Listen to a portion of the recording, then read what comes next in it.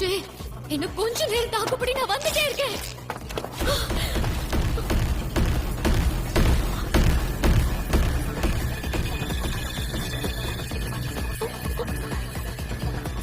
யாரா நீங்கெல்லாம்? சரி, நான் வந்த வழியை திரும்ப போடுங்க.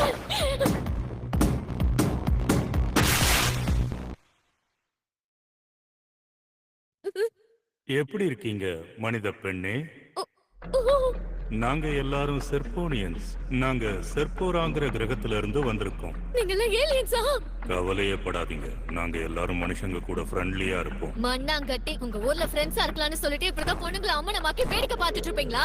நீங்க கவலைப்படாதீங்க, உங்க பொருட்களை பத்திரமா வச்சிருப்போம். மரியாதையா அதை கிழிச்சதுக்கு காசு கொடுங்க.